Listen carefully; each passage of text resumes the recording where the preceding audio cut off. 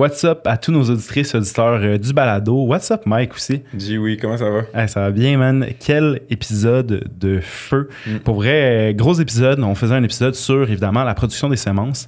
Et pour ce faire, on recevait Dan Brisebois, donc qui dans le monde maraîcher, dans le monde agricole même, je dirais, nécessite peu d'introduction, mais on va quand même le faire. Donc, non seulement il a participé aussi, mis à part notre podcast, à de nombreux podcasts, plusieurs conférences. De son propre podcast. De son propre podcast aussi. Dans le fond, Dan est le cofondateur de la ferme coopérative Tournesol qui fait bien évidemment de la production de semences. On l'a reçu, puis on discutait de plein d'affaires. On a pu parler notamment de son nouveau livre, de Seed Farmer, qui fait justement un peu une espèce de couverture là, de la production de semences en soi, comment ça se produit. Puis non seulement ça, il y a aussi un autre livre super intéressant pour les maraîchers et maraîchères à regarder qui s'appelle The Crop Planner, qui est aussi un ouvrage là, intégral sur comment vraiment semer, planter, tout le tralala. Ouais, t'as-tu dû nommer son site internet? Ah oui, dans le fond, vous pouvez aller regarder son site internet, danbrisebois.com. Beaucoup de stock à aller voir ça. Et également, en invité, on avait Lynn Bellemare, qui, elle, est propriétaire de la ferme Terre Promise. Elle a aussi écrit un livre, là, Terre Promise, l'art de cultiver ses propres semences. Fait que c'était hyper passionnant d'avoir les deux ensemble. Elle nous raconterait un peu le portrait de comment ça se passe en ce moment, là, le monde des semenciers au Québec, quel part ça prend en ce moment dans le paysage québécois, mais aussi, ben c'est ça, de leur fonction, c'est quoi être un semencier, puis nous encourager, en tout cas moi ça m'a vraiment donné le goût, nous encourager à commencer à cultiver nos propres semences pour un peu plus d'autonomie. T'sais. Ouais, c'est ça, un peu plus d'autonomie, puis c'était hot aussi d'avoir Lynn qui justement a vraiment un côté aussi des fois qui est plus axé justement sur une conservation de semences pour jardinières amateurs. On a Dan aussi qui en fait un peu plus en gros volume. Fait que c'était cool. Je faisais aussi un comparatif de pourquoi les deux sont pertinents puis doivent avoir leur place. Fait que quel épisode le fun. On est ressorti, moi puis Mike, bien inspiré. Je pense qu'on va essayer de conserver au moins une ou deux variétés là, de semences cette année. C'est sûr. Yes, bonne écoute. Salut, bonne écoute. On aimerait remercier notre commanditaire principal de notre saison 5, Tessier, fabricant de serre et allié de choix des maraîchers et sériculteurs. Tessier, c'est fabriqué ici même au Québec. C'est des structures de première qualité. Donc, joignez-vous au mouvement. Cultivez Tessier, vous aussi. Merci à notre commanditaire pour cet épisode Financement Agricole Canada. Donc, Financement Agricole Canada qui se distingue en étant le seul prêteur entièrement dédié à l'agroalimentaire et à l'agriculture au Canada. Grâce à l'établissement de relations solides et de partage de connaissances et d'expertise avec des milliers de clients à travers le pays, FAC place la réussite de ses clients au centre de son propre succès. En tant que fervent soutien des entrepreneurs, FAC croit en l'avenir prometteur de l'agriculture et de l'agroalimentaire. En qualité de partenaire et de catalyseur, FAC s'engage pleinement à promouvoir et à soutenir l'évolution de notre industrie. Merci FAC. Cette année encore, les marchés Atwater, Jean Talon et Maisonneuve proposent plusieurs options d'emplacement pour répondre aux besoins des entreprises agricoles d'ici. Du 3 mai au 26 octobre, le marché public de Montréal vous accueille pour faire votre commercialisation. Donc, pour les entreprises de moins de 5 ans ou un reprenariat de moins de 5 ans, mettons, les kiosques de la relève reviennent pour une 5e saison. C'est un clé en main, louable à la journée et offert à prix réduit grâce à qui? Mais grâce à la contribution financière de l'UPA. Oh yes! Puis pour les entreprises de plus de 5 ans, vous n'êtes pas en reste. Vous pouvez opter pour un emplacement journalier idéal pour les artisans alimentaires, restaurateurs, producteurs et évidemment tout ce qui est les producteurs agricoles souhaitant choisir leur journée de présence. Puis sinon, bien sûr, vous avez aussi les classiques emplacements louables pour la saison complète qui sont disponibles en été si votre production vous permet d'être présent pour l'ensemble de l'été, évidemment. Sinon, vous avez-tu envie d'expérimenter la commercialisation dans un grand marché de Montréal? Si oui, toutes les opportunités s'offrant à vous sont disponibles sur le site des marchés publics de Montréal au www.marchépublic au pluriel-montréalmtl.com. Réservez vite votre emplacement et rejoignez la grande famille des marchés publics de Montréal.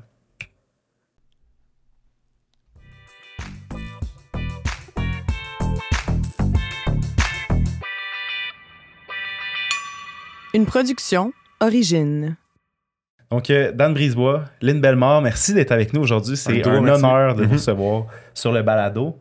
Sans plus attendre, je pense que j'aimerais ça qu'on puisse discuter ensemble, puis rentrer directement dans comme qu'est-ce qui vous motive en tant que producteur, dans le fond, et productrice de semences à faire ce que vous faites. Fait que si tu veux, on peut commencer avec Lynn. La passion.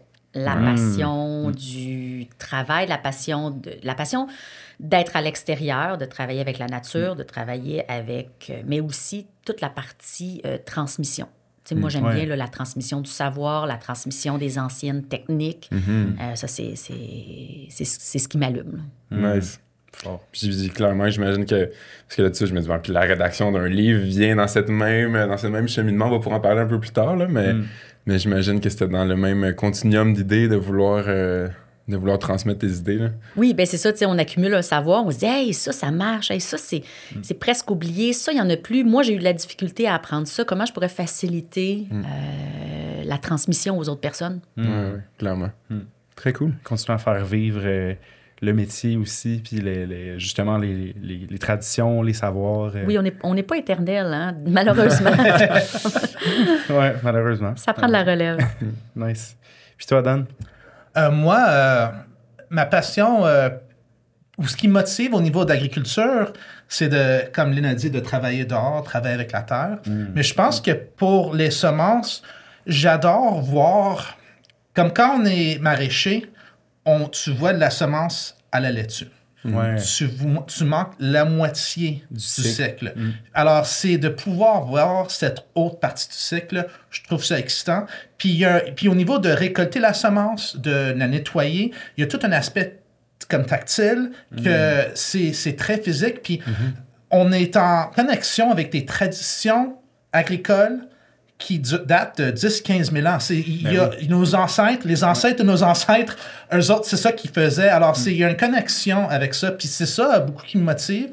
Et aussi, il y a toujours la découverte de nouvelles cultures, puis découverte de comment les produire comme légumes ici au Québec, mais aussi comment produire la semence dans notre climat qui peut avoir des défis à l'occasion. À l'occasion. Mais je trouve ça intéressant quand même parce que, comme tu le disais, Lynn, nous, on n'est pas éternel, mais dans le fond, les semences que vous allez pouvoir continuer, quand on parle d'ancestral ou développer, elles risquent d'être plus éternelles que nous, finalement. T'sais. Fait qu'il y a quelque chose quand même là-dedans qui est intéressant aussi. De nous survivre, c'est ça, risque de nous survivre en soi. Ben, si je peux me permettre, chaque semence qu'on a, chaque variété est un maillon d'un autre légume qui a poussé l'année d'avant, l'année d'avant, l'année d'avant, l'année d'avant.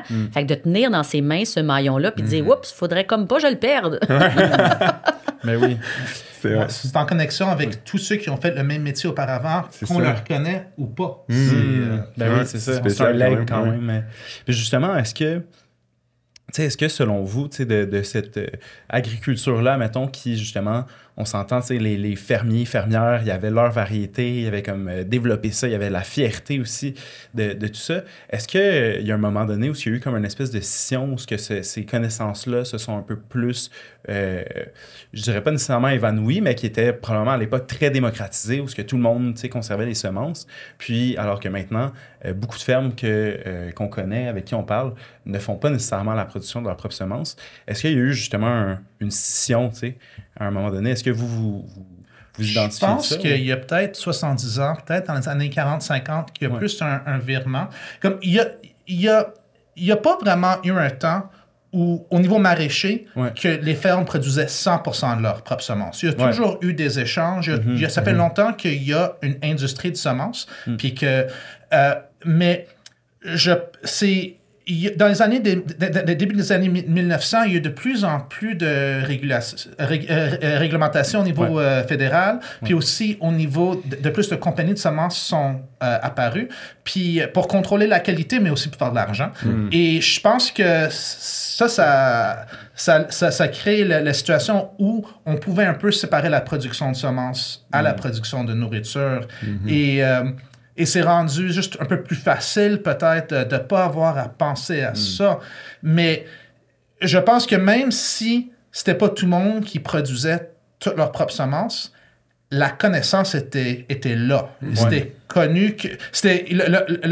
les producteurs savaient qu'il y avait une semence qui pouvait être produite chez eux. Puis un peu comment le faire. Mais maintenant, je pense que cette connaissance-là est est pas présent dans la majorité des productions maraîchères. Ben oui. Je suis d'accord avec toi. Puis aussi, ce qu'on peut dire, c'est que, tu sais, ce qu'on cultivait avant était vraiment intrinsèquement lié à ce qu'on mangeait. Ce qu'on mangeait, bien, il y avait des différences familiales. Fait que c'était pas tout le monde qui mangeait le même concombre, le même haricot. Fait que tel clan, telle famille, telle communauté devait apprendre à faire ses propres semences, développait ses propres goûts, ses propres variétés, qui n'étaient pas le même qu'un peu plus loin. Fait que ça faisait que les gens non seulement savaient, mais ça faisait une résilience, tu sais. Parce qu'on s'entend que la variété était adaptée au terroir, merci. Au terroir, aux régions, parce que tu faisais pas pousser quelque chose qui poussait pas à t'acharner. Dans ce temps-là, on le faisait pas. On s'acharnait moins, tu sais.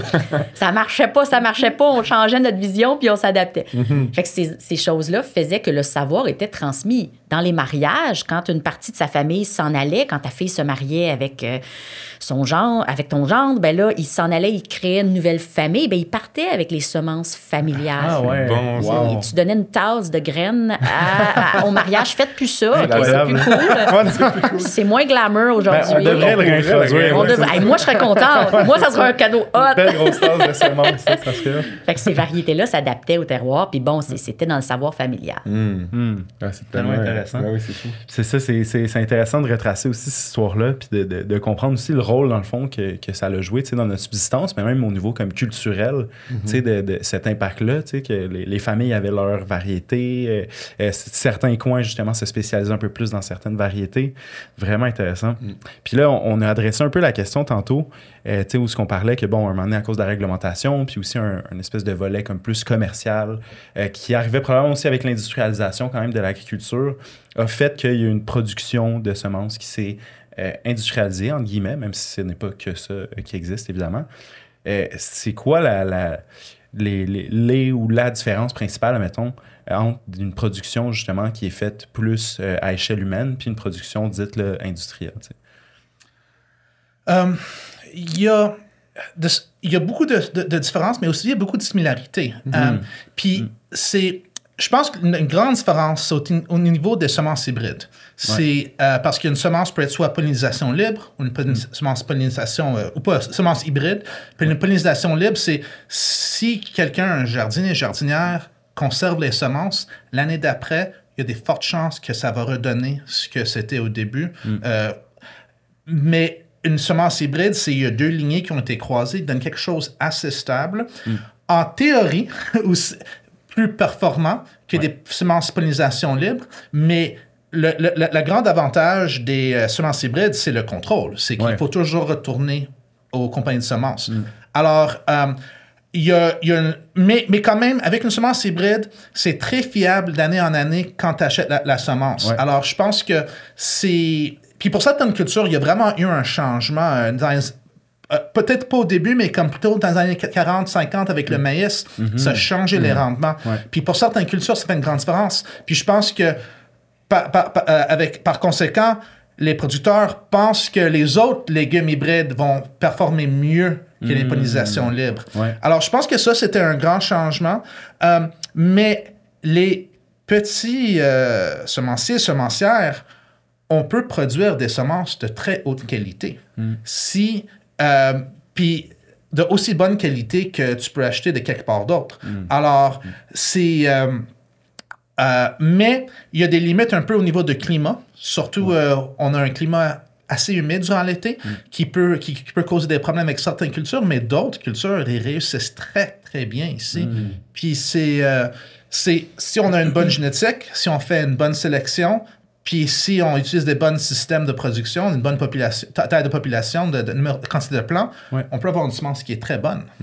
Non seulement on peut avoir une semence qui est très bonne, puis je pense que les semencières québécois le font. On le fait avec cœur, mais on le fait aussi avec un savoir qu'on a acquis. Puis aussi, je ne sais pas comment trop l'adresser, mais on s'en va vers un modèle plus biologique, plus écologique, respectueux des sols, tout ça. Les semences hybrides, les semences des grands marchés correspondent pas nécessairement à Ça, parce que c'est des semences, justement, où on a le contrôle dessus, mais où il leur faut des apports d'eau, des apports de nutriments, toujours. Il faut les chouchouter, il faut du goutte à goutte. Les semences des semenciers québécois ne sont pas nécessairement... Je pense, tu me diras, Dan, si tu es d'accord avec moi, parce que là, visiblement, je ne sais pas trop comment le dire, mais... besoin peut-être moins d'intrants ou d'attention, peut-être, à certains niveaux? Ils sont plus... C'est les semences de demain pour une agriculture plus durable. Ça, c'est bien dit. Tu vois. Ça, c'est bien résumé. C'est ça que je voulais dire. C'est ça, dans le fond, c'est comme un peu, est-ce que je me trompe ou pour certaines variétés, justement, au final, s'il y a moins tout le temps des apports qui sont faits, il y a un potentiel de résilience génétique aussi, qui va suivre dans les semences. Puis... À Terre Promise, on n'arrose pas, par exemple. Okay? On a du mulch, du paillis, tout ça, mais d'emblée, on n'arrose pas. Je dis pas qu'on pourrait faire ça avec des hybrides. On pourrait peut-être pas avoir ce même système-là. Moi, je trouve que mes semences, ce côté-là, sont plus résilients. Est-ce que mes semences feraient pour un maraîcher à grande culture? Tu sais, ça dépend vraiment de la niche.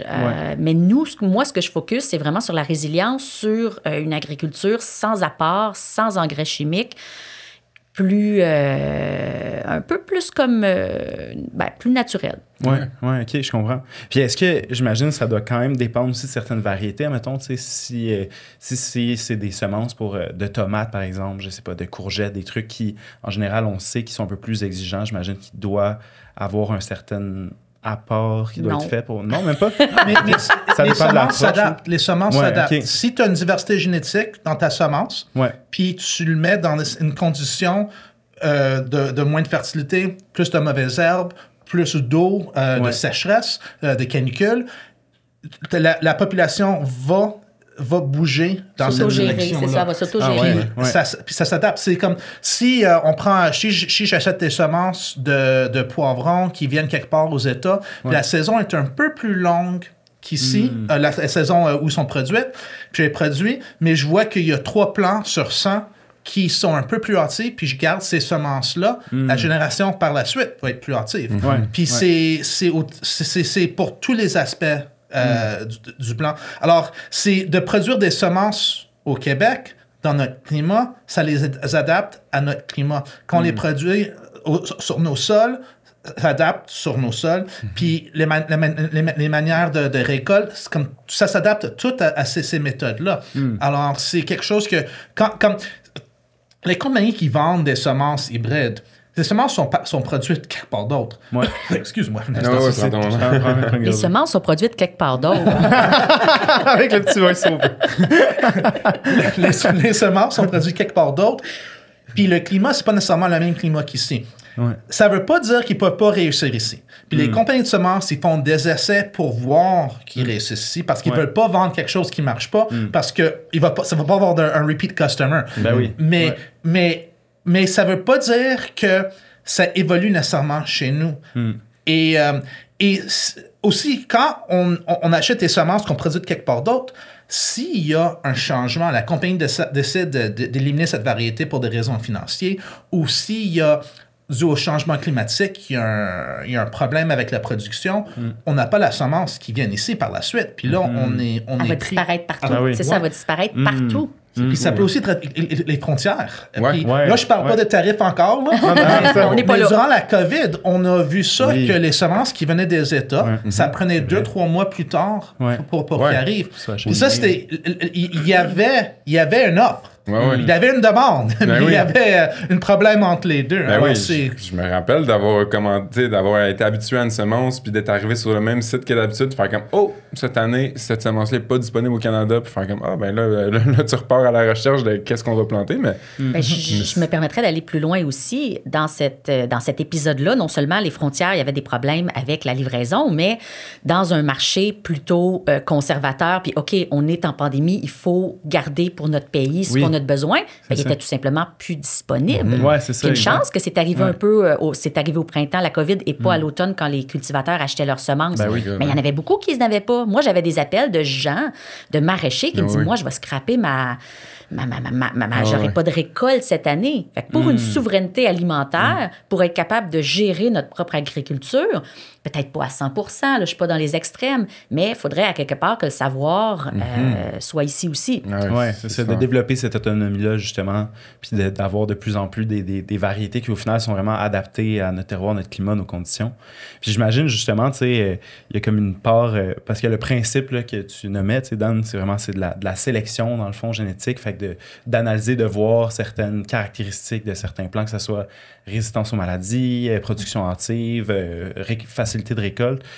Ça doit prendre quand même un bon talent d'observation, tu sais, pour être capable d'observer différentes caractéristiques. Comment ça se passe à ce niveau-là au champ? Est-ce que vous... C'est un métier. Oui, c'est ça. C'est comme n'importe qui, quelqu'un qui a un potager peut conserver des semences. Ouais. Mais pour vraiment bien faire ça, il y a beaucoup d'apprentissage à faire, puis c'est un métier. Alors, ça fait une 20aine d'années que je fais ça, presque la même pour toi aussi, je pense. Un petit peu moins, mais quand même, oui, presque 15. Puis c'est avec l'expérience, tu découvres comment le faire, mais c'est... Je pense qu'il y a 2 aspects qui sont très importants aussi, autres que l'expertise. C'est avoir une plus grande quantité de plants. Parce que si tu as plus de plants, là, tu peux éliminer celles qui réussissent mal pour ne pas avoir ça dans la génétique. Ouais. Mais aussi, tu peux identifier celles qui réussissent mieux. Alors ça, c'est un aspect. Parce que c'est comme un meilleur échantillonnage, dans le fond. Tu as une plus grande population pour... Je ne sais pas à quel niveau on veut rentrer dans ça, mais certaines cultures ont besoin d'avoir plus de plants aussi au niveau pour éviter la consanguinité. C'est pas vrai pour les tomates, mais pour le maïs, les carottes, les oignons, c'est vrai qu'ils ont besoin de grandes populations. Ouais. Mais juste de voir plus de plants, tu as une meilleure diversité génétique, puis tu as plus d'opportunités à voir les gènes comme apparaître ou se manifester. Se manifester, c'est ça. L'autre aspect, c'est de prendre le temps d'évaluer. Alors, si tu sèmes des semences de tomates à l'automne, mais dans le pépinière, si tu sèmes une 20aine, tu vas voir que certaines réussissent mieux que d'autres. Alors, tu sélectionnes les meilleures. Ouais. Puis par la suite, quand tu replantes, tu sélectionnes celles qui ont un peu plus de vigueur. Puis par la suite, tu peux voir celles qui sont des fruits plus hâtifs, celles qui ont un meilleur rendement, celles qui ont... une plus meilleure résistance aux maladies. Toutes ces choses-là s'accumulent. Tu peux aussi goûter les semences, pas les semences, les fruits. Ouais. Tu peux regarder l'entreposage. Et à chacune de ces étapes-là, le plus que tu t'observes, le plus de chances que tu as un impact d'influencer. Alors, chez nous, si on regarde plusieurs traits, on va mettre des petits drapeaux à côté de certains plants. Peut-être un drapeau blanc, ça va être les premiers plants hâtifs, puis après un drapeau vert, c'est celle que j'aime beaucoup au niveau de l'apparence. Alors, puis c'est pas tous les plants qui vont avoir tous les critères que je cherche, mais je cherche qu'il y en a assez qui vont l'avoir. Alors, mais c'est un métier. C'est tellement intéressant. Fait que l'histoire de drapeaux pour identifier certaines caractéristiques, ça, je pense que j'avais déjà vu ça aussi dans... Jean-François de l'Écoumène aussi, je sais qu'il des fois il le faisait dans des vidéos, là, il marchait, puis là, il voyait des laitues, il était comme « Oh, ça c'est rouge, ça là, pas bon. » C'est super important de transmettre ce savoir-là aux employés, aux stagiaires. Quelle couleur et quel drapeau. Oui, c'est quand même, que le lexique du code là, des drapeaux soit bien c'est ça. Toi, ça ressemble à quoi ta manière de codifier tout ça, comment ça se passe? J'ai des rubans, j'ai des façons aussi, des drapeaux de couleur, des petits identifiants. J'ai des collections aussi. Moi, c'est dans mes collections, dans mes grandes armoires vitrées, il y a l'armoire qu'on touche pas, que ça, c'est de la parentalité. Tu sais, ça, c'est les meilleurs pour l'année prochaine. Wow. Ça, c'est comme les trésors. Faut pas les J'aimerais voir cette armoire-là. J'ai un mur d'armoire en vitre. Les gens, ils arrivent là, puis c'est comme, c'est la caverne d'Ali Baba. C'est ça. Mais tout ce savoir-là, ce que je trouve, puis ce que je voudrais amener, c'est que c'est difficile de l'acquérir parce que il n'y a pas de cursus scolaire qui l'enseigne. Ben oui, c'est ça. Tu sais, quand j'emploie des gens pour venir travailler avec moi, je peux pas leur dire « Est-ce que tu as ton certificat de semencier ou de semencière? » Je peux pas... Puis l'agriculture, oui, ça fait partie de notre travail, mais quand même, toute l'autre partie... Quand moi, je sais pas pour toi, quand tu as fait tes débuts, Dan, mais moi, je t'ai appelé. Moi, j'appelais tout le monde, j'étais là comment ça se passe? Comment je fais? Tu sais, il y avait des informations... dans les livres en anglais, mais très peu quand même. Puis même aujourd'hui, quand je cherche de l'information vraiment pointue, je retombe sur mon propre site. Ah ouais, c'est ça. C'est comme, OK. auto-référentiel. Là. C'est ça, fait que ça, c'est un savoir qui spécial, qui ça, est quand pas, même, que ça ouais. soit peu partagé comme ça. Est-ce que vous avez des théories sur pourquoi? Est-ce que, je sais pas, moi, il n'y a pas un institut quelconque, Ben, est-ce que ça rapporte? Oh. Mais c'est comme si ouais. on parle au Québec, il y a au niveau de... Alors, là, on parle de semences, surtout des légumes et de fleurs et de fines herbes. Si on parlait de céréales, c'est quelque chose d'autre. Il y a plus de ressources. Par contre, même pour les producteurs à grande culture, ils achètent la majorité des semences. Puis pour les assurances, c'est parfois exigé. En bio, il y a des exceptions, là. Mais il y a une industrie de production de semences céréalières au Canada, au Québec. Mais il n'y en a pas au niveau de semences de légumes, de fleurs. Nous autres, on est très petits. On fait une très petite part du marché. Alors, c'est très importante, par contre. Très importante. Oui, c'est ça. Ben oui. Mais très petite. Je pense que c'est à cause de ça qu'il manque cet aspect-là dans les universités, dans les cégeps, quand le monde étudie l'agriculture. Parfois, il y a un cours qui va être sur le sujet, où il y a un prof qui a un intérêt, mais c'est souvent un à côté. C'est pas intégral. C'est ça. Puis, mais je pense, aux États, on trouve plus de références, surtout si on va dans la côte ouest, où il y a une industrie qui est établie depuis plus longtemps. Pour certaines compagnies, c'est des secrets. Ils gardent ça à l'interne. Ça, c'est surtout au niveau conventionnel. Quand on rentre dans le bio, on se partage tout. On se dit tous nos secrets. Parce que c'est comme ça qu'on a appris. Moi, j'ai appris en parlant avec le monde qui était là avant moi. Puis j'étais allé rencontrer des producteurs, surtout aux États. Puis ils ont beaucoup partagé. Alors, pour moi, je partage le savoir par la suite. Parce que ça fait partie aussi, autant de la résilience, de garder une bonne génétique, c'est aussi d'avoir les connaissances. C'est tellement inspirant, ça. Puis de voir que c'est associé, mettons, à un mouvement plus justement vers le bio. C'est vraiment intéressant. J'ai l'impression qu'on assiste, dans un certain sens, à un changement de shift, de dynamique de conscience, tu sais, où on part de quelque chose de très individuel, performance, à qu'il faut collectiviser le savoir, il faut le partager, puis il faut faire émerger ça tous ensemble. Je trouve ça vraiment... c'est vraiment inspirant. Il y a quelque chose de quasiment un peu spirituel là-dedans. Puis puis pour les outils aussi, il n'y a pas de... Il existe certaines machines, certaines choses, mais... puis tu me diras ce que tu en penses, Dan, mais je te vois sourire. Dans nos ateliers, on a des balances. Les balances qui sont là, c'est des balances à... Je vous dirai pas quoi. Les cuillères, les cuillères pour emballer les semences dans les enveloppes quand on n'est pas avec une grosse entreprise et on peut pas avoir une emballeuse, c'est des cuillères qui servent pas du tout à ça. Il y a des cuillères à maquillage, puis il y a des cuillères aussi à peser la poudre de fusil. OK? Oui. Fait que c'est toutes des choses qu'on va... Fait que ces techniques-là, on peut pas les apprendre à moins d'appeler l'autre puis de dire... Salut! C'est ça. Avec quoi t'emballes? Oui, c'est ça, oui. Ah ouais. C'est quand même, c'est fou. Fait que, il y a quand même une certaine forme d'adaptation encore technique là, qu'il doit avoir au niveau des outils. Parce que j'imagine, mettons, à certains niveaux, j'imagine qu'il y a des outils agricoles qui peuvent être transposables, mettons, tu sais, les cribleuses, genre, pour cribler, ou tu sais, puis je voulais pas dire non plus qu'on est mal équipé puis qu'on fait des choses un peu sur le coin de la table. On en fait aussi comme tout le monde, mais on a quand même des équipements, mais ces équipements-là, il faut aller les inventer la plupart. Oui, c'est ça. Ouais. Excuse-moi, qu'est-ce que tu allais dire? Mais j'allais dire, pour avoir une cribleuse pour cribler du maïs ou des grandes cultures, c'est un peu trop grande échelle si tu veux faire de la laitue ou de la roquette.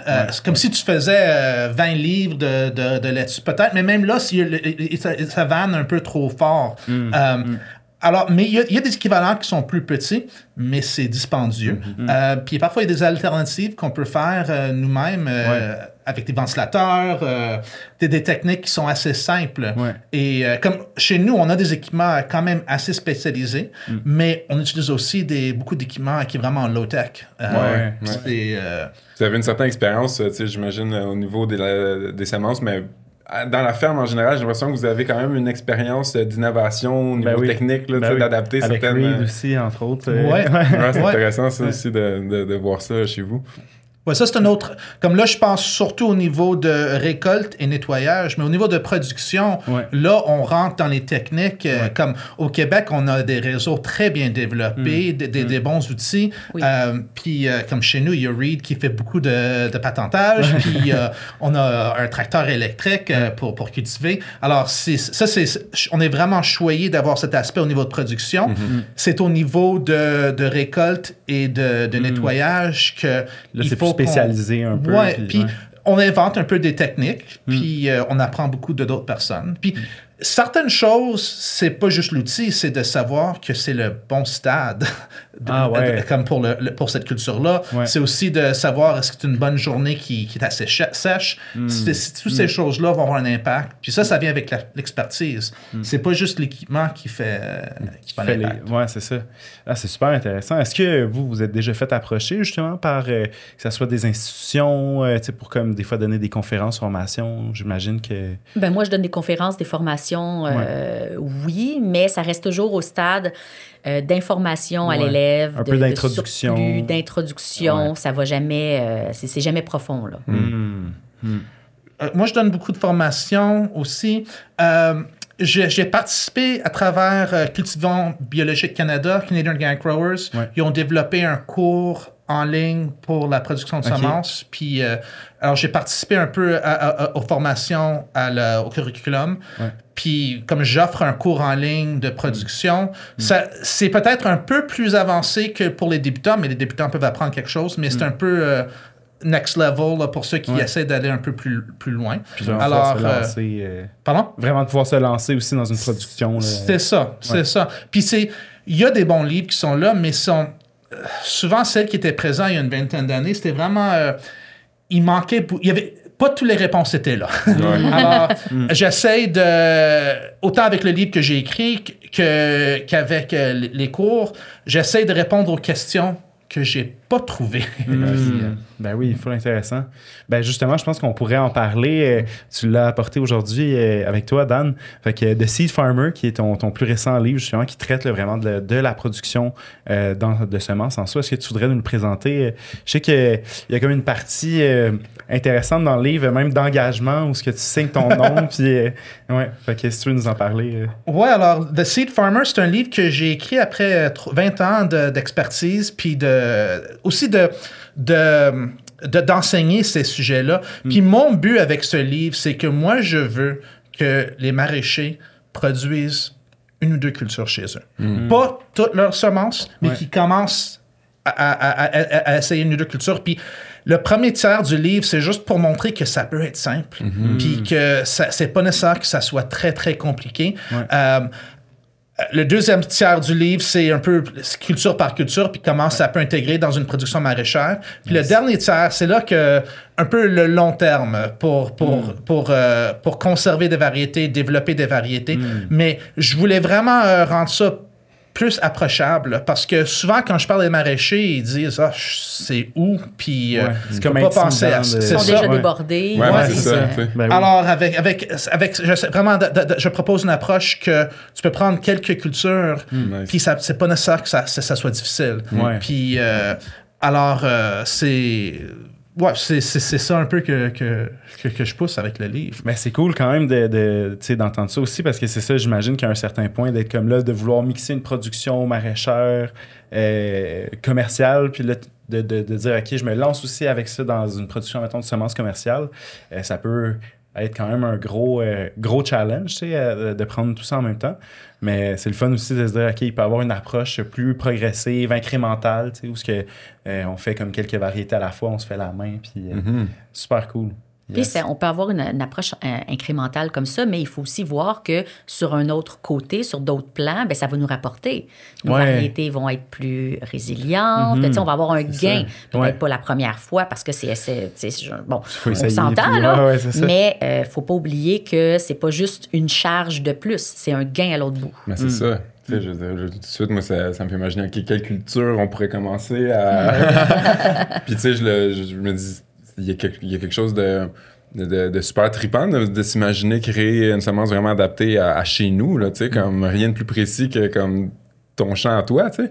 Mais c'est ça, après ça, ben, tu sais, si on est capable de faire des petits coups, de sauver en n'achetant pas cette semence-là, tu sais, dans le futur, à un moment donné, ça devient intéressant aussi, même, tu sais, au niveau financier, là, I guess, tu sais, sans être un gros margin, là, tu sais, c'est comme... Ben, c'est quand même... les semences sont rendues chères. C'est quand même... oui, c'est ça, je là. me permets de dire que... Ça peut être viable aussi en soi. Là. Ouais. C'est quand même c'est quand même un gain à faire, pas négliger. Ouais, c'est ça. Puis justement, mettons, pour retourner un peu vers toi, Lynn, comment ça résonne justement là, avec toi? Tu sais, quand tu as fait l'écriture aussi de ton livre, tu sais, où les informations que tu as cherchées, c'était où? Premièrement, peux-tu nous donner le titre aussi? Puis un peu nous parler peut-être de ton parcours. Qu'est-ce qui t'a mené justement toi aussi à vouloir écrire le livre? Puis... Ben, le livre que j'ai écrit, Terre promise, l'art de produire ses propres semences, c'est vraiment... c'est un peu différent de Dan parce qu'on s'adresse à un public débutant. Il y a des trucs, je veux dire, il y a des experts qui m'ont quand même dit « Oh, j'avais pas vu ce chose-là », mais c'est vraiment, on accompagne la personne qui jardine à faire son possible, à faire certaines variétés.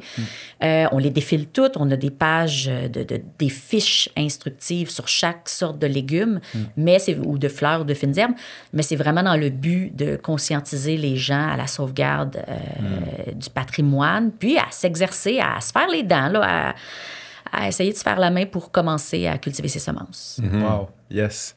Puis, as-tu des retours par rapport à ça? C'est quoi la réception, mettons, que toi, tu as ressentie à ce niveau-là? As-tu des gens qui sont venus te voir et qui étaient comme hey, « j'ai commencé à conserver mes semences maintenant? » Moi, là, la plus belle récompense dans mon travail, c'est quand quelqu'un vient me voir au Fête des semences ou dans un kiosque puis il me dit Oh mon Dieu, ma grand-mère avait telle semence, j'avais pas réalisé, je le savais pas, là, je vais me mettre à la cultiver cette année. Tu me donnerais-tu des conseils? Tu sais, ça, pour moi, c'est un cadeau parce que c'est la personne qui prend en charge la sauvegarde de son patrimoine. Puis oui, il y a des gens qui sont venus me dire... je savais pas ça, je trouve ça trippant. Nice. Fait que ça, c'est une belle récompense. Puis as-tu, nous, mettons, ça arrive aussi... je sais pas, quand on est dans les marchés, mettons, on a vendu des plantes en début d'année. Puis là, des fois, nous, on aime ça, on trouve ça drôle. T'as des clients qui reviennent dans les marchés, puis là, ils braguent un peu, ils sont comme, hey, by the way, genre, regarde mon plan, genre, puis comme, il me semble qu'il y a de l'air même plus en forme que genre. Oui. Le nombre de photos que le monde me montre de leur plan, ils sont fiers. Puis moi, je suis comme. Je suis un peu maman. Je suis comme, c'est mes petits bébés. Oui, c'est ça. C'est ça. Au lieu d'en avoir 4, j'en ai 350 000. Ouais, c'est ça. Nice. C'est excellent. Ouais. Toi, Dan, as-tu eu des retours un peu comme ça? Ça vous arrive-tu des fois dans les marchés, justement, le monde qui vient de vous... Dans les marchés, puis aussi dans les fêtes des semences, des conférences agricoles. Il y a beaucoup de monde qui viennent me parler qu'il y avait... Il y avait peut-être, disons, des échalotes qui ont survécu l'hiver, des échalotes verts qui ont survécu l'hiver, ont produit des semences, puis ils ont pris le temps de les récolter, puis ils n'auraient pas pensé à faire ça, puis maintenant, ils ont cette récolte-là. Wow. Ou une des choses que je propose dans le livre, comme souvent, ce qui fait peur aux jardiniers puis aux maraîchers avec les semences, c'est les croisements. Ils auront vraiment peur que ça se croise, puis ça devienne quelque chose d'autre. Mais moi... j'approche ça, c'est des opportunités. Le croisement, c'est certain pour cette agriculture qui croise très facilement, d'autres croisent moins facilement, mais souvent, quand il y a des croisements, c'est quand même comestible, puis c'est un potentiel de découvrir quelque chose de nouveau. C'est de là que viennent les nouvelles variétés. Puis ça, c'est beaucoup de monde parce que je propose ça, beaucoup de monde vient me parler des croisements qu'ils ont découverts par accident, puis ce qu'ils ont fait par la suite. Puis quand tu réalises que c'est pas nécessaire de suivre toutes les règles, ça rend ça un peu plus léger, puis c'est plus possible. Puis, ça devient quasiment ludique aussi de découvrir de quoi, puis d'être comme « Oh, OK, nice! Okay, on récolte ça. » Puis comme nos fameux poivrons doux piquants de l'année passée. On était peut-être légèrement trop près. On avait semé des Goria puis d'autres types de poivrons, puis je pense que un peu trop proche à certains moments. Mais ce qui nous vient donc à penser, c'est ça qu'on peut créer nos propres notre propre génétique, notre propre variété. Ça, en avez-vous justement des variétés qui sont vraiment propres à vous, signatures, qui n'ont pas Mais c'est drôle que tu me demandes ça parce qu'en fait, j'ai quelques radis dans une... Sont Par hasard. récoltés. Est-ce que je pourrais vous en parler? Vas-y, vas-y. Avec grand plaisir. Alors, voici 2 radis qui se trouvent seulement chez Tournesol. Puis ce projet, ça date de 2007-2008, où j'ai commencé avec un radis noir, qui est noir à l'extérieur, blanc à l'intérieur, et un radis melon d'eau, qui est vert, blanc à l'extérieur, rouge à l'intérieur. Je les ai croisés ensemble. Intentionnellement parce que moi je cherchais un radis. Je voulais trouver un radis noir à l'extérieur, rouge à l'intérieur. Puis ça a pris 2 ans que je commence à voir en apparaître. Il y avait beaucoup d'autres diversités. Puis j'ai réussi à stabiliser cette variété là. On appelle ça l'écarlate noire. L'écarlate. Tu peux le trouver sur notre site web. Mais par la suite, j'ai pris ça. Puis j'ai croisé avec d'autres radis. Puis là, j'ai une population très diverse. Puis j'en ai amené deux exemples. Puis on vend le mélange, mais ça donne toutes sortes de choses. Puis là, à l'extérieur, moi j'appelle ça un radis moufette parce que c'est noir. Ah ouais, et blanc, c'est ça. Lui, c'est presque moufette, mais c'est un quasiment peu... avec la forme d'un daikon aussi. C'est ça. C'est mélangé avec le... Appelle ça quoi? Le green luobo, le luobo vert, qui est allongé, mais blanc, un peu vert à l'extérieur. Il n'y a pas autant de vert à l'intérieur que j'aimerais. Mais je peux vous montrer. Alors là, avec grand plaisir. Ce que j'espère que c'est vraiment beau à l'intérieur, mais c'est un peu, c'est Lazare. J'en ai amené 2 pour qu'on en pogne au moins un. Puis le fait qu'il y a un peu de couleur, il y a une bonne chance. Bien. Mais là... Puis pour faire une petite vidéo description pour les auditeurs à la maison, donc là, on a un super beau radis, forme oblongue, on dirait peut-être un 3-4 pouces de longueur. On a le dessus qui est comme vraiment noir, un peu rose-rouge. Il y a comme ça passe du vert au blanc avec des stries roses. C'est super beau. Donc là, on va pouvoir passer à l'ouverture. On a Dan qui a son canif. Qui coupe présentement stressé le radis. Un peu trop proche. Alors, yes, quand même. C'est pas le plus beau à l'intérieur, mais un peu tie-dye. C'est le fun. Puis on peut voir l'autre. Moi, j'aime ça quand ils sont vraiment roses jusqu'au centre. Il y a un peu plus de blanc que j'aimerais. Ah, mais quand même, là, c'est super beau. C'est ça. C'est vraiment ça, le tie-dye. C'est ben oui. Ouais, c'est un peu plus prononcé. Vraiment différent, là. Là, on a un mauve là, assez prononcé avec des petites stries blanches. Puis là, ça, c'est des radis qui ont été en entreposage depuis 4 mois. Alors, la texture change un peu, mais on pourrait le goûter. Moi, je serais vraiment partant. C'est la même chose. Là, après ça, au niveau du goût aussi, ça se peut qu'on aille une certaine nuance entre les deux. Là. Ouais, certains sont très sucrés, certains sont un peu moins sucrés. C'est difficile. Alors, ça, c'est quelque chose qu'on peut évaluer au printemps avant de les planter, de les goûter. Mais c'est difficile de goûter sans radis. Oui, c'est ça. C'est ça. En plus, dépendamment, j'imagine, c'est ça. J'ai comme appris récemment que dans le fond, le soufre donnait l'espèce de goût caractéristique des radis, là, un peu piquant. Fait que tu sais, t'es clenché sans radis d'un coup là, avec la bouche qui pique un peu à la fin. Ouais. On aime mieux les dégustations de tomates à l'automne. Mais à ce temps-ci de l'année, pour vrai, moi, les légumes, on dirait qu'on... Il y a moins de légumes frais, tout ça, là, c'est tout le temps plaisant d'avoir un petit... Tu peux mettre le reste dans ta poche pour plus tard. OK. Alors là... Ah ouais. Là, moi, je suis sur le rose. Le tie-dye, là, présentement. Non, moi, j'ai pris une mauve. Très bon. Très doux. Ah bon? C'est pas il est pas piquant. Non, c'est vrai. Il est supposé d'être piquant comparativement à l'autre. Moi, je veux que ce soit pas trop piquant. Parce que le radis noir, pour certaines personnes, c'est un peu trop intense. Le radis melon d'eau, il est sucré, un peu plus doux. Alors, je voulais l'apparence puis le goût du radis melon d'eau. Puis certains... Lui, est un peu plus sucré que l'autre. Oui, il est plus sucré. Le rose est plus sucré que le mauve. Puis, mais aucun des deux sont amers ou piquants. Non, vraiment. Wow. Ouais, ils sont subtils quand même. C'est vraiment... Non, ils sont agréables. Moi, je trouve le mauve un petit peu plus piquant. Oui, il est un peu plus piquant. Mais c'est excellent. En même temps, on veut radis. Oui, c'est pas un melon d'eau. Non, c'est un radis. Mais non, c'est intéressant. La texture aussi est super intéressante, comme très craquante, très... Malgré le fait quand même qu'il est resté combien de temps? 4 mois? Quand t'es récolté début octobre. C'est ça qu'il faut dire, c'est Dans que un c'est aussi frigo à la spécial. maison. Ouais, c'est ça. Wow. OK, pas dans la chambre froide de frigo. Non, ça, c'est de mon stash personnel que j'ai amené. Puis, Quel honneur. ouais. On a fait une sélection à l'automne de nos meilleures racines, puis on les garde, on les hiverne dans la chambre froide, puis au printemps, alors là, je suis un peu tard, là, mais disons que ça, c'est un radis pas abîmé, mais pour chaque radis, on coupe pour peut-être un peu plus que ça, pour voir l'intérieur sans l'endommager. Puis là, je cherche celle comme... Alors, j'ai peut-être 200-300 radis qui ont hiverné. Puis là, je vais réduire à peut-être 60 à 100 qu'on va y garder. Okay. Alors, c'est toujours... Ça fait partie du métier de sélectionner tout le temps. C'est pas tous les légumes qu'il faut faire un petit coupure pour voir l'intérieur, là, mais pour les légumes racines, ça marche très bien. Nice. Alors, moi, je fais beaucoup de travail avec les radis, mais je fais du travail aussi avec les piments forts, les verdurettes asiatiques, avec quoi d'autre? Avec un peu de tout, avec les pavots récemment, puis les coquelicots. Alors, puis les laitues aussi, mais on n'en a pas encore mis dans le catalogue, mais on fait des sélections quand même. Okay.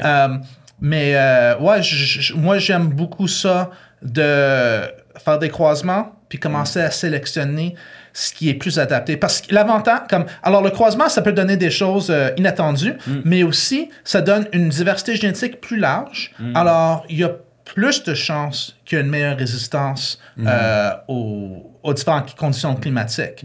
Alors, ça fait partie de ce qui m'attire dans ce travail. C'est comme un grand terrain de jeu. Ça fait un grand terrain de jeu. Moi, je suis plus sur les haricots. C'est ça, c'est ça. J'allais te demander, c'était quoi, toi, tes trips en ce moment? Les haricots puis les laitues. Les haricots, j'ai eu des croisements fortuits là, que j'avais pas choisis, puis j'ai fait « zut ». Finalement, je les ai sélectionnés, je les ai gardés, les haricots, comme hors normes. Je les ai replantés, puis on a développé le haricot Jean-Léo Collard. Qui est un haricot mauve grimpant. J'avais pas de mauve grimpant dans ma collection. Ce haricot-là est arrivé dans ma vie et j'ai eu de la misère à le stabiliser. Stabiliser pour qu'on se comprenne bien, là. C'est pas quand tu fais des crises de panique. C'est vraiment qu'il était pas toujours mauve. Fait que le plant, des fois, il y a des plants qui sont verts, il y a des plants qui sont un peu plus verts, striés de mauve. Mais là, il est sorti des plants avec des haricots, là, la petite fève verte, là, est verte, mais la ligne est mauve dans le milieu, l'espèce de fil, là. Fait que ça fait des je sais pas comment dire. Puis il y en a des tachetés, il y en a des mouchetés. J'ai essayé, là. Moi, je dis, nous, on veut le mauve. Il veut pas.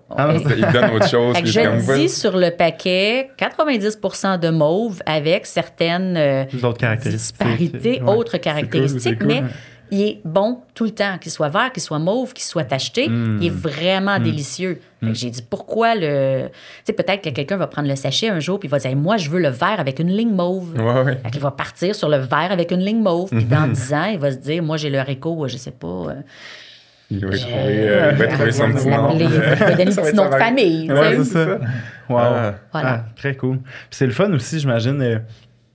tu sais, ça apporte aussi une forme d'éducation, même en même temps, tu sais, tu sais, non seulement, tu sais, je pense que déjà là, de ce que j'entends, puis généralement, tu sais, on n'est plus à dire, moi, je veux que, par exemple, j'ai une tomate ce calibre-là, bien rouge, avec une forme ronde, tu sais, qu'il y a comme beaucoup d'autres variétés, beaucoup d'autres diversités de couleurs, de formes, de goûts, mais que même aussi, des fois, à certains niveaux, je comprends que peut-être, mettons, des farmers qui achètent des semences, là, évidemment, tu vas avoir un certain résultat reproductible stable, mais que pour d'autres personnes, c'est le fun de pouvoir jardiner puis d'avoir une forme, tant que le goût est bon, mais ça se peut que ça soit aléatoire au niveau de la une part d'inconnu. Une part d'inconnu, c'est comme... Oui, la part d'inconnu qui peut faire peur aux agriculteurs ou aux maraîchers est peut-être la bienvenue dans...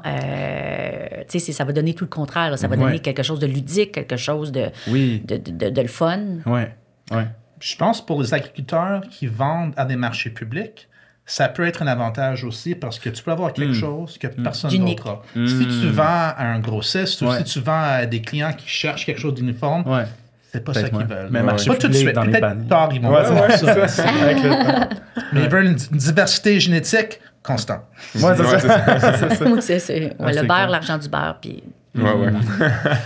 Moi, j'aimerais ça savoir, justement, tu sais, là, on a parlé un peu plus du travail en soi, tu sais, ça ressemble à quoi, mettons, au niveau de la sélection génétique, mais ça ressemble à quoi aussi un peu l'aspect comme business de la production de semences, tu sais, est-ce que, justement, on dirait qu'il y a comme peu d'entreprises, de fermes qui en font.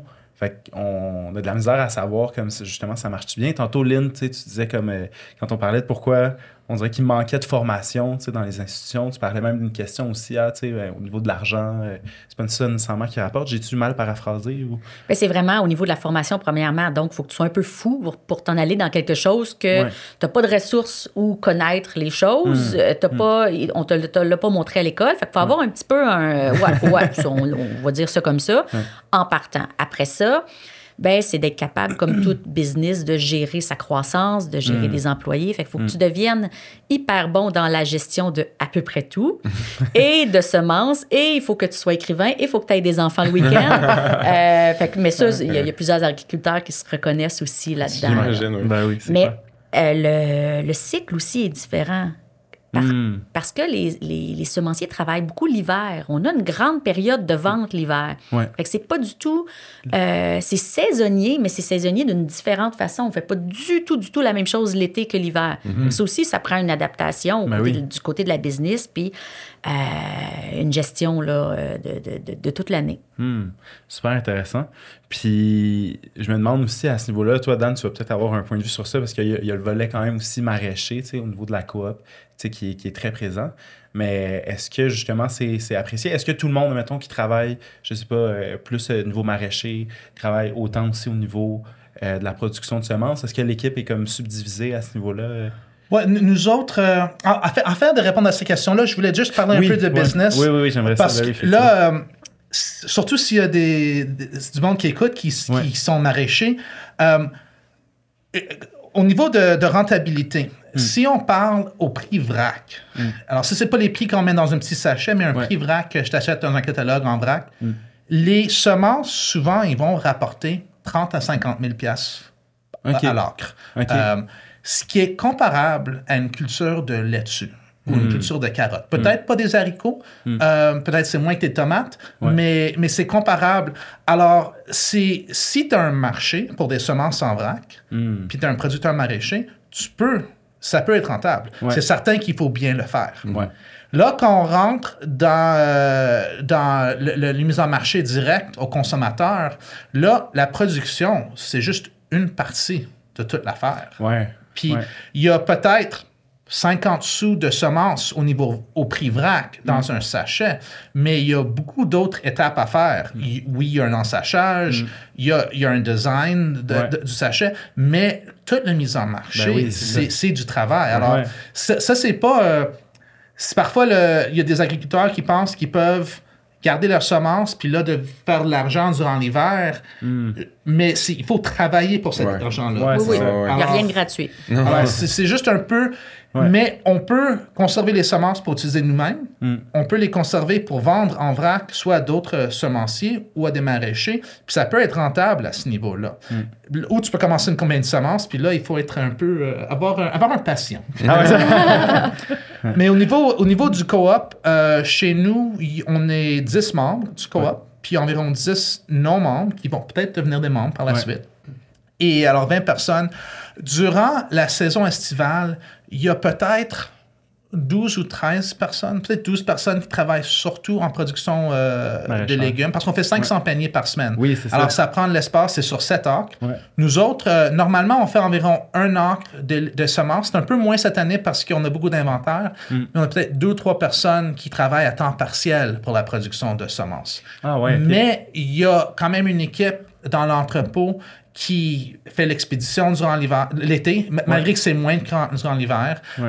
Il y a aussi, on fait des tests de germination durant l'été pour ensacher durant l'été pour être prêt à l'automne. On fait un autre test à l'automne pour être certain que les semences sont encore bonnes. Mais alors, il y a une équipe de peut-être 6 personnes qui sont impliquées dans les semences un peu tout l'été. Mais c'est durant l'hiver, il y a une partie de l'équipe de production de légumes qui rentrent dans l'entrepôt pour aider à finir l'ensachage, à aider avec l'expédition, puis aussi à aider à des fêtes des semences ou à d'autres événements.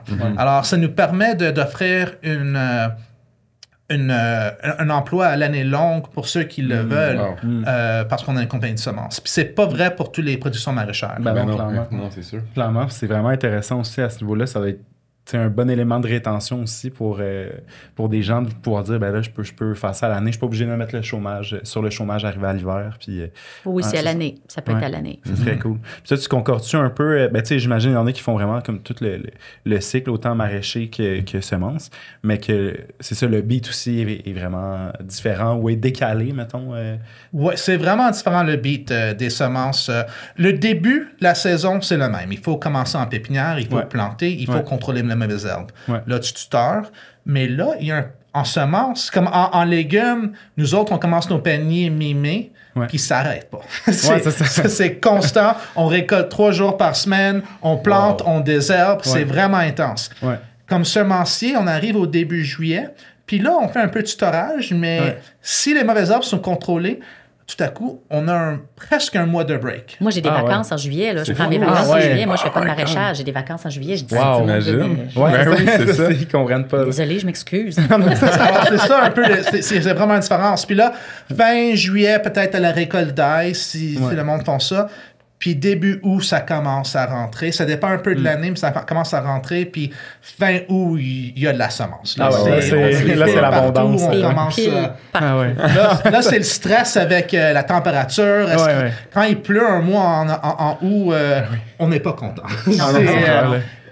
Mais là, il faut prendre avantage de la belle température. Puis c'est vrai un peu un maraîchage, mais avec les semences, quand c'est prêt, il faut que ça rentre. Parce que si tu laisses des bonnes semences sur des plants puis commencent à mouiller, on peut les perdre. Alors, il y a un timing qui est vraiment, vraiment important en août, en septembre, qui peut rendre ça vraiment stressant. Puis là, par la suite, c'est aussi, est-ce qu'il y a un gel hâtive ou pas? Ça ajoute un peu de joie dans nos vies. Puis, mais vraiment, je dirais c'est le milieu de la saison qui est différent comme maraîcher que comme semencier.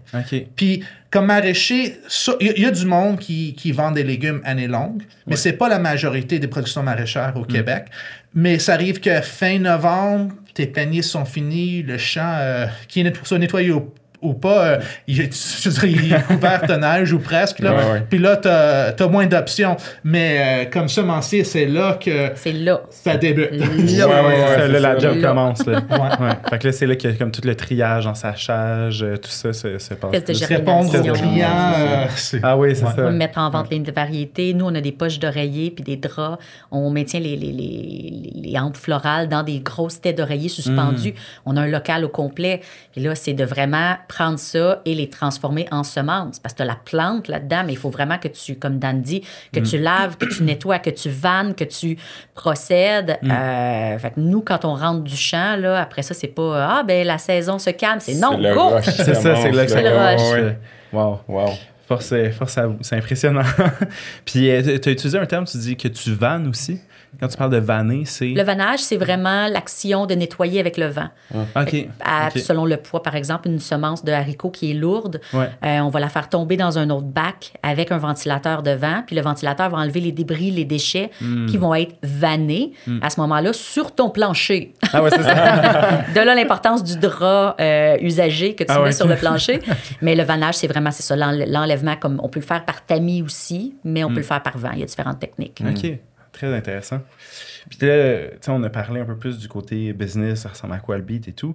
Je me demande, mettons, comment vous percevez justement un peu, ça va ressembler à quoi selon vous l'avenir? Est-ce que vous croyez qu'on est peut-être mûr pour une espèce d'essor de production, de semences, de fermes qui décident de se lancer dans la production? C'est quoi un peu votre pouls? Qu'est-ce que vous entendez autour? Il y a une évolution vers ça. Il y a... on est, une vingtaine de compagnies de semences au Québec. Puis, comme il y a deux personnes qui ont travaillé pour nous pendant des années, eux autres, ils ont démarré leur propre ferme semencière, mais pour fournir des semences à vrac à d'autres compagnies de semences. Alors, eux autres, ils ne font pas de mise en marché directe. Alors, il y a... Puis, je vois de plus en plus de monde qui sont intéressés à ça. Je ne sais pas si le marché est là pour répondre à toute cette semence vrac. Là, on peut vendre des compagnies hors Québec. Hors Canada, il y a des défis dans ça, mais il y a un potentiel.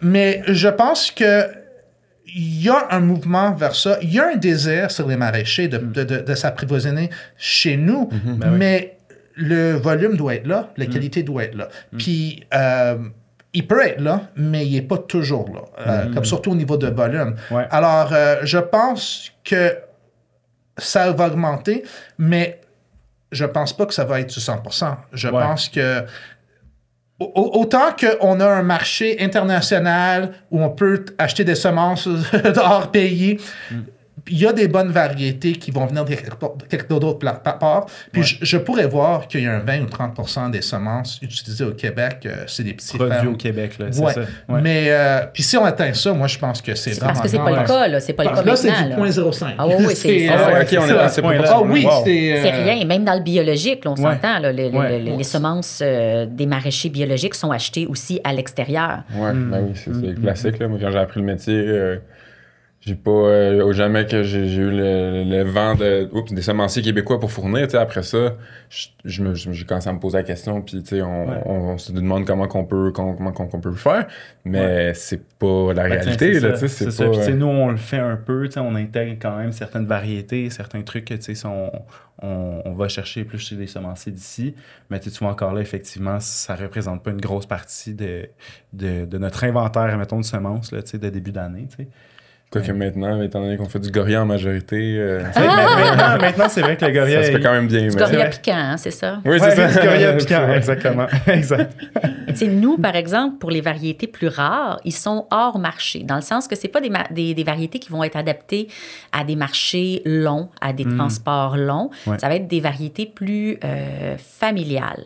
Ça, en les maintenant, ben, ça permet de les reproduire, de les maintenir, mais on ne s'attend pas, tu sais, Terre Promise ne fait pas, on va essayer de développer un grand marché pour ça, puis fournir des agriculteurs. Fait que c'est vraiment deux choses, deux sortes ben, je peux pas dire deux sortes de semences, mais comprenez-vous ce que je veux dire? Ouais, mais une Deux philosophie sortes de qui est mise en différente, marché là. direct. Deux Ouais. sortes de mise en ok. marché qui Ouais, ouais. répondent à deux besoins différents. Ouais. Moi, ma passion, mon but, c'est pas nécessairement de fournir. J'aimerais ça.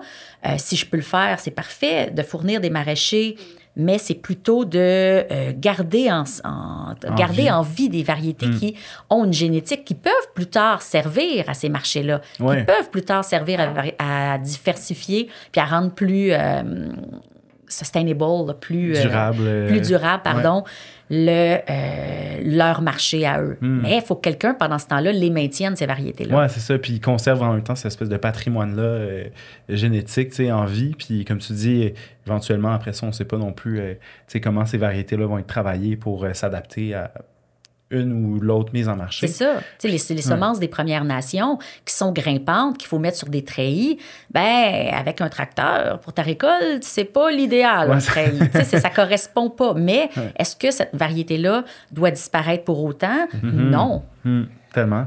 Tellement. Puis, tu sais, en même temps, je pense que tu l'as nommé aussi tantôt, Lynn, tu sais, au final, il peut avoir différentes utilités, différentes vocations à différentes variétés. Tu sais, après ça, même si commercialement, c'est pas celle qui va autant fitter avec des techniques de récolte, de production, peu importe.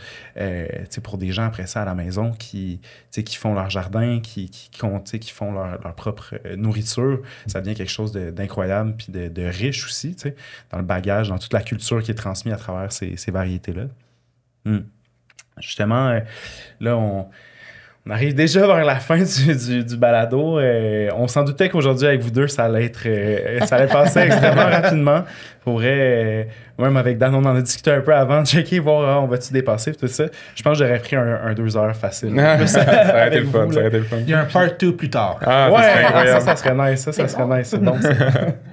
Yes, ben, je pense qu'on aime souvent terminer un peu avec ce genre de questions-là qui est un peu plus porté vers le sentiment, le ressenti. C'est quoi un peu votre espoir, mettons niveau production de semences, pardon? Qu'est-ce que vous espérez voir arriver? Qu'est-ce qui vous anime quand vous regardez le futur? Vous êtes comme, ça c'est cool, c'est en train de se passer.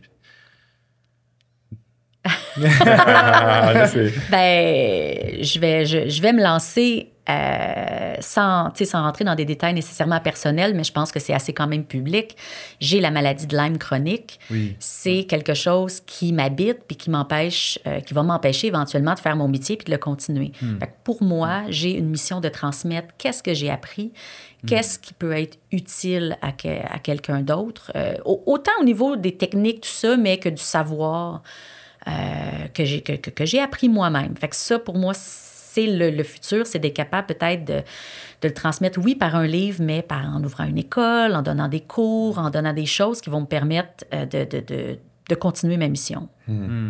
Oh, c'est beau.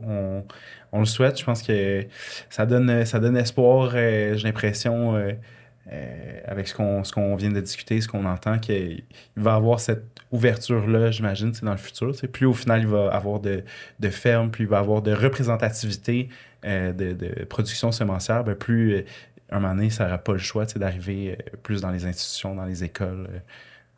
Puis de profiter aussi de l'ouverture, de dire que les agriculteurs, les semenciers sont à risque maintenant dans ce travail-là, puis que c'est important pour le futur, si on veut rester en santé, de savoir comment se protéger, de savoir que ça existe, puis de savoir que ça a des conséquences qui peuvent être désastreuses. Là. Oui, absolument. Bien dit, merci. Pour moi, mon espoir... peut-être je vais revenir un peu à ce que j'ai mentionné plus tôt, mais moi, mon espoir, c'est que les maraîchers produisent une ou deux variétés chez eux. Comme les piments forts, il n'y a aucune raison que ça soit un hybride. Les variétés de pollinisation libre sont très, très bonnes. Ouais, Alors, c'est facile de juste en prendre une, garder les semences, puis t'es prêt. Alors, pour moi, c'est juste que... Mon espoir, c'est qu'il y ait des maraîchers qui essayent ça ou qui laissent leur employé essayer ça. Parce que c'est souvent en essayant, puis en le faisant lentement, avec le temps, c'est là que tu réalises que c'est possible. Alors, moi, je pense que l'espoir, là, c'est juste de semer une petite semence, là, puis qu'il va planter. Puis cette semence-là, c'est juste de conserver une ou deux variétés. Il ne faut pas qu'on conserve toute la biodiversité dans une récolte chez un producteur. En apprenant ensemble, puis en faisant des essais, c'est là qu'on va avoir la capacité d'avoir un changement. Mais là, il va pogner notre maladie de passion pour les semences. Pour s'enflammer. Moi, j'ai pas de problème avec ça. Moi, je veux voir les radis flyer de d'autres producteurs. Nice. J'adore ça. Mais je trouve ça cool quand même ce que tu dis, parce que tu sais, je sais que, mettons, en tant que maraîcher, quand on parle à notre public, souvent, je leur dis ça aussi, tu sais, comme, hey, tu sais, essaie donc de faire pousser 1 ou 2 légumes chez vous, tu sais, puis que ça fasse partie de ton alimentation. La même chose d'un semencier qui veut que les maraîchers commencent à comme quelque chose là, qui continue là-dedans. Une belle continuité. Ouais. On fait ça à cause de nos valeurs. On n'est pas rentré en semence pour faire de l'argent. On veut faire de l'argent. On veut pouvoir gagner sa vie. On veut gagner sa vie. Mais c'est pas ça qui a poussé qu'on a fait ces décisions-là. C'est des valeurs, c'est une vision du monde qu'on a. Puis au niveau équitable, environnemental, durable. Alors c'est ça qui nous porte à avoir ces désirs-là, de voir d'autres mondes le faire aussi. Wow. C'est un beau mot de la fin. Merci encore tellement d'avoir été des nôtres. Merci pour l'invitation. Ça fait full plaisir. C'était vraiment un plaisir pour nous. Un très beau moment. Puis peut-être une part 2. Je suis ouvert à ça. Nice. Donc, merci à tout le monde de nous avoir écoutés aussi à la maison. À la prochaine. Merci d'avoir été des nôtres pour cet épisode du balado Les idées radicules. Pour rester à l'affût de tous les épisodes à venir, vous pouvez vous rendre sur le site web d'Origine au www.origineqc.ca et évidemment, vous pouvez vous abonner aussi aux pages Facebook, Instagram et YouTube d'Origine. Tous les liens vont être dans la description de l'épisode. Vous pouvez aussi écouter Les idées radicules sur Spotify, Apple Podcasts, Balado Québec et YouTube Music. Et si vous aimez ce balado et vous aimeriez nous soutenir, vous pouvez vous abonner à notre page Patreon. Donc, c'est sur patreon.com/idéesradicules. On veut dire aussi un gros merci à la formidable équipe des studios SF. Merci. Et un encore plus gros merci à notre équipe, à nous qui sont derrière les micros. On parle de notre coordonnatrice Camille Cloutier et de nos productrices Alissa Martel et Safia Barou. Fait qu'un gros merci. Merci la gang. À la prochaine.